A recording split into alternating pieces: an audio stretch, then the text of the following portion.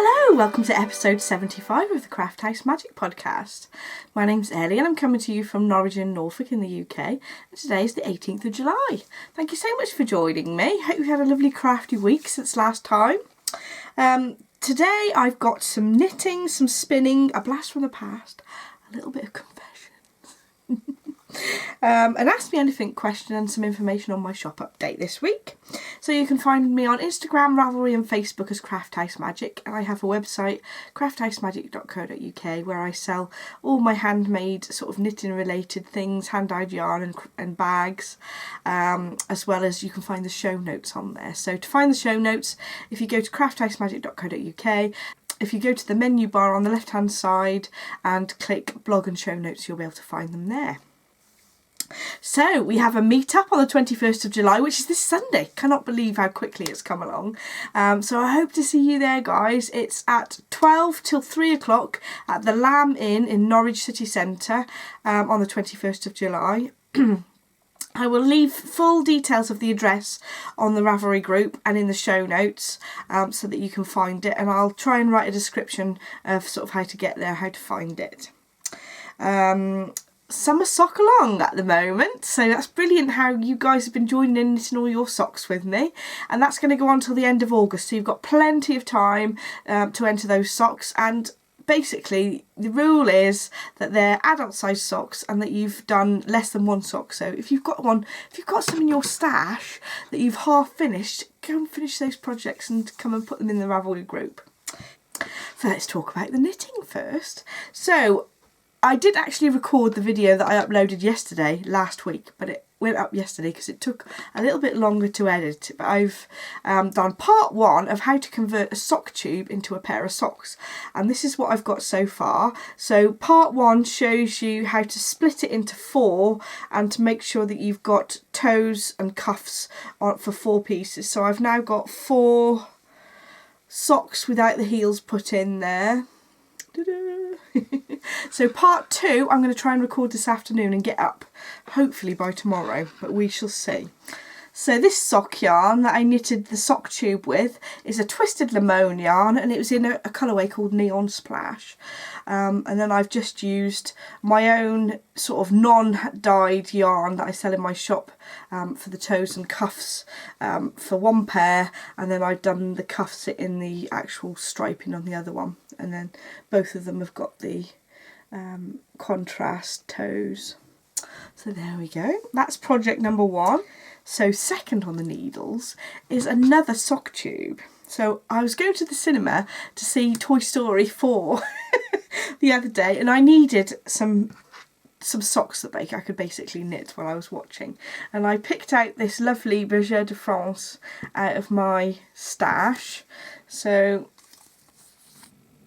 I think it's called Goomy. So it's Goomy 50 Bergère de France sock yarn, and it's in the Imprim Beige colourway.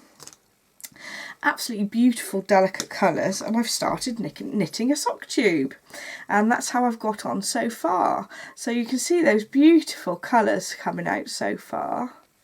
What I actually did was I did a provisional cast on, a crocheted cast on, so that I could decide about heels and toes afterwards, because I wanted to see how the colours knitted up, because this yarn is a little bit random in the fact that it's got different stripes all the way down, and I thought if I did a provisional cast on I could then cut it into socks in the direction that I wanted them to be. So if I ended up doing a big long tube, I might want to cut it in half and do cuffs at the tops of each part of that tube, if that makes sense. But I'm just going to see how the yarn sort of knits up. It looks like I've done a full repeat there, but I'm just going to enjoy knitting along nice and relaxingly, just on a plain knit. And plus I didn't have time to do any 2x2 ribbon before I got to the cinema, so I thought quick crochet cast on. So that's second project on the needles. So my third project on the needles is my Pebbles and Pathways sock, and this is a beautiful pattern by Marceline Smith, who's Mars from the Hey Brown Berry podcast, and these are lovely toe-up socks with a beautiful cable stitch detail down the front and some lovely squishy squishy garter stitch. Can't even get my words out today. And the yarn I'm using is my own hand dyed yarn, and it's in the Way You Make Me Feel colourway, and I've actually used some BFL nylon mix. So this is 80% BFL, 20% nylon, and it's a nice high twist sock yarn that's quite durable, so I think that will work out really nicely for a pair of socks for Adam. And he always likes a bit of blue, so I knitted him some blue ones. That's how the yarn looks in the cake. So that's my third project. I'm afraid I've just done a little bit of each this week. I've not got much done on anything. And I've continued with my country garden socks. I've finished the heel flap, heel turn, picked up stitches round the heel flap, and I've started to do my decreases, but I haven't done much at all. So that's how far I've got with my second sock. I have got one already finished, so I haven't got long to finish those, and those are knitted in my English Country Garden colour that I dyed especially for this pattern, and the green grass of home mini to go with it. So that's all my socks that I've got on the needles. I have got a few more that I want to get done, plus I've got some sock tubes in that basket there that I need to cut up as well. Need to get that done. I have also got my Cozy Memories blanket in my new basket, which I shall talk about in confessions. But I've actually got to the end of the row. Let me find, I should have really got this ready so that I could show you straight away what squares I've been working on. So I think I got up to here the last time I showed it to you. So I've done 1, 2, 3, 4, 5 squares since the last podcast.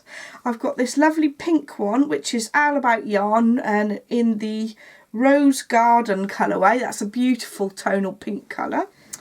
I've got a mystery one in a lovely blue. This is a gorgeous blue colour. I think I need more of that blue in my life. And a gorgeous bright yellow as well. I think that went nicely next to the yellow. Next to the blue, and that's You Mama Yarns, and I think it's a mystery colourway as well, so nice bright yellow on there. This one here is a one of a kind from Nora George Yarns in a sort of autumnal colourway with some browns and yellows and a little bit of green in there. And then lastly we've got another mystery one, which is like a cream base with some red and black there, so that's nice. See, I wouldn't normally necessarily pick those two, but I really enjoyed having a knit on them on my blanket. So we've got almost a square size now. I'll have to take some pictures of it flat on the floor so you can see it properly. So let's fold that up and put it nicely in my basket like it was before. Pop that up there. So that's all my knitting that I've been working on this week. Like I said, I have got some knitting patterns that I'm working on at the moment. Those should be out in the beginning of August, so watch out for those. So that's why I've got a little bit less knitting going on at the moment. So the next section, of course, is spinning, because it's Tour de Fleece. So I decided, if you didn't watch last week, I think I mentioned it the week before as well, I decided that, do you know what? I do actually really enjoy spinning, and I'm going to challenge myself to do at least half an hour of spinning a day so that I really get into it a little bit more, and then sort of go back to it a little more often, rather than leaving it for months, picking it up and then not doing any for another couple of months.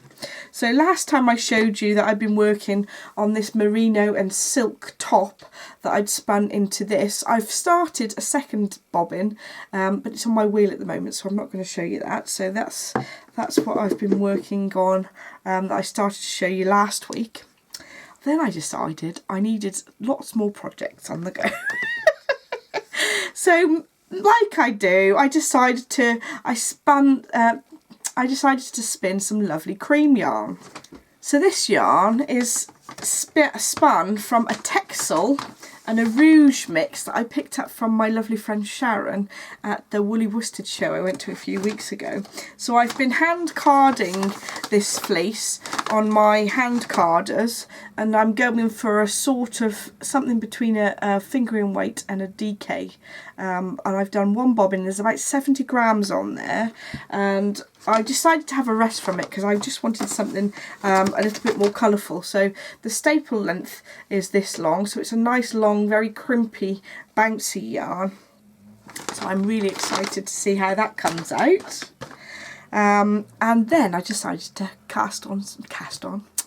to start spinning something really colourful. So on this bobbin, you can't really see, there's a turquoise in it as well, but I've spun the yarn over it. It was from some top that I picked up, again from Woolly Worsted. So actually I've purchased these quite recently. So this is the remains of what I've got left, and it's a Josie Rose, and she's got an Etsy shop, and it's the lovely Joanna that I met at the Woolly Worsted Festival, and that's how I've got on so far. But of course you can't see, there's some lovely bright blue bits under there, but I've managed to spin over the top, so you can't see quite how lovely it is. But I have actually started a second bobbin of this, so hopefully I'll be able to get this plied by next week and have some finished things of spinning to show you. So we'll see. So I've got those 3 spinning projects going on at my spinning wheel at the moment. I have started to spin some more of the Shetland on my Turkish spindle, which I'm not going to show you again because it's the same I showed you last week, but I will hopefully get some footage of me doing some ply on the fly of that next week. And I also thought, if you're interested, that I might do some hand carding of this fleece to show you, and then show you how I spin it afterwards. But let me know if you're interested in seeing some of that. So that's all my spinning I've got. So I have been doing at least half an hour every day, which I'm quite pleased about. So hopefully I'll have a decent amount of yarn to show for it at the end of Tour de Fleece, which I'm sure I'll have a go again next year. Although I've been rubbish at sort of entering in discussion threads on Ravelry and whatever. I'm just sort of having my own personal targets, if that makes sense. So we've got Blast from the Past next. So Barbara, would you like to come over? So Barbara is wearing, actually, these set of dresses are all made from the same pattern, I think. And these are the last dresses that I've got left from my nanny's wardrobe. So next week I do have a skirt to show you, but this is the last of the dresses. But I thought, because these few dresses are all of the same pattern, at least I think they are, I'll show you them all on the same episode. So this again is a nice A-line shape that always used to suit my nanny so well, and it goes just to below the knee. It's got a zip front that just goes just to below the waist, so it's easy to sort of get off and on. Woo, don't want to show too much of Barbara there. It's got some lovely cuffs with some sparkly silver buttons there, and a sort of 70s collar, I think, that is totally back in. And if we look at the back, we've got, there's actually sort of princess seams around the back as well as the front there to give it a nice shape. And this is made, I would say it was probably like a cotton or wool mix. It's quite thick and warm, so I'm sure that would keep my nanny nice and warm in the winter months. So this is version number 1, and like I did last week, I'm going to go through the other versions, but I'm going to take the camera a bit closer so that you can get a better look at the dresses.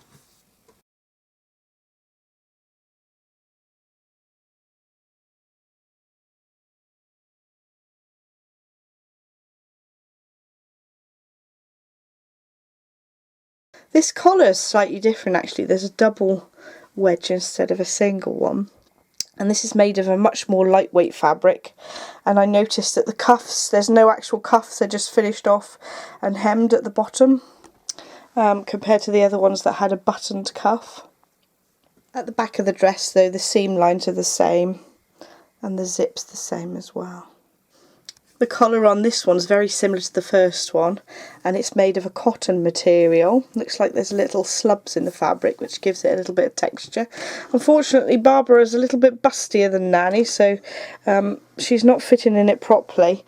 But the cuffs are very similar to the first version, and I noticed that there was press studs on these instead of buttons, so that there's no fastening that shows at the front. So this is the back of the garment.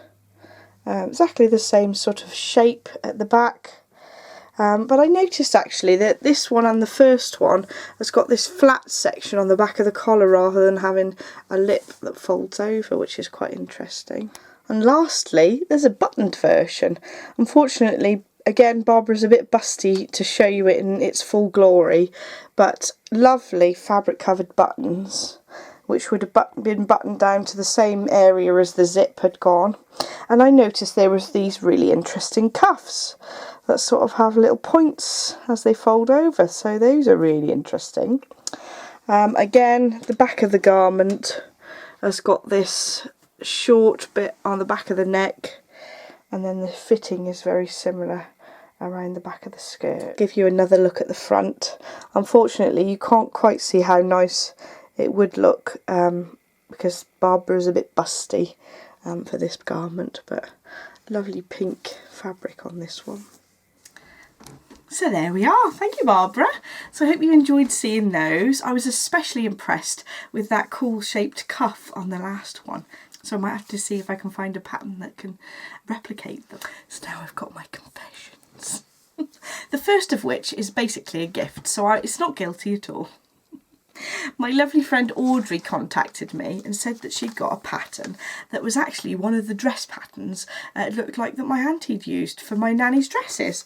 And this is a beautiful pattern where the dart actually goes from sort of the waist up to the bust point, and I think that's a really interesting feature, so I can't wait to sort of have a go at that. It is a size 14, but I can upscale it and get a good idea of how everything fits together, so that's very exciting. So it's the 7450 Simplicity, and it's obviously a vintage one, so but you might be able to get hold of one on eBay if you're looking for it.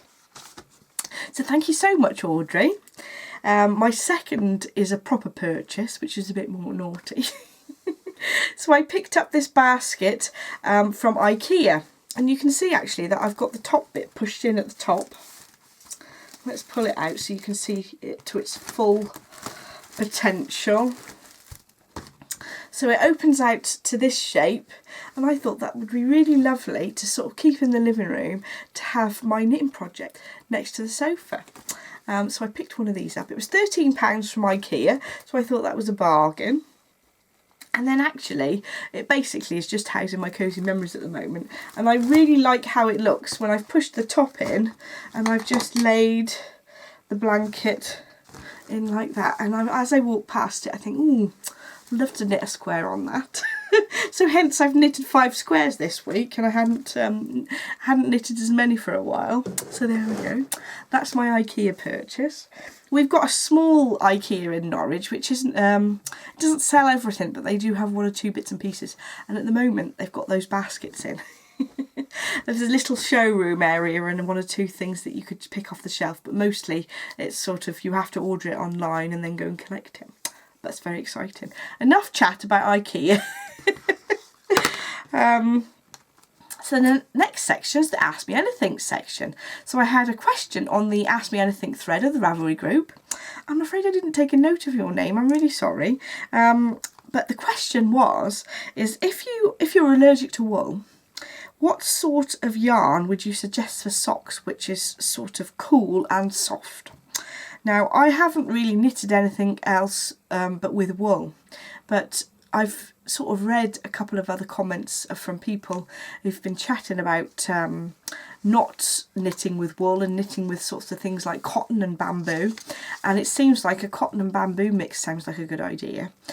Someone also suggested that they do a cotton, wool and bamboo mix, but again, if you are allergic to wool, that might be a problem. So I thought I'd ask you guys. So what do you think? If you either go onto the Ravelry group and chat over in the Sock Along thread about this, or you can pop the suggestions in the down bar below. I'd love to hear what you've got to say. I would really quite fancy knitting some socks out of some cotton, actually. I'd like to try that. So the last section is the shop update. So if you're not interested in that, I'll see you in the next episode. Thank you so much for watching. So just a little bit of information on the shop update. I've got some Notions pouches going in the shop this Friday at 7 o'clock if anybody's interested. And I'm also updating some of the other yarns that I've been dyeing as well, including the English Country Garden colourway. And I've actually delayed the release of my tote bags until next week, I think, just because I've got a lot of pattern designing to deal with, because I want to get that out at the beginning of August as well. So a little bit of a short shop update this week, but thank you so much for watching. Don't forget to like and subscribe if you want to see more. Like I said, I will be having a tutorial on the second part of how to turn a sock tube into 2 pairs of socks, which will include cutting in the afterthought heel, which is a true afterthought heel, so watch out for that. And I hope you have a lovely crafty week, and I shall see you next time.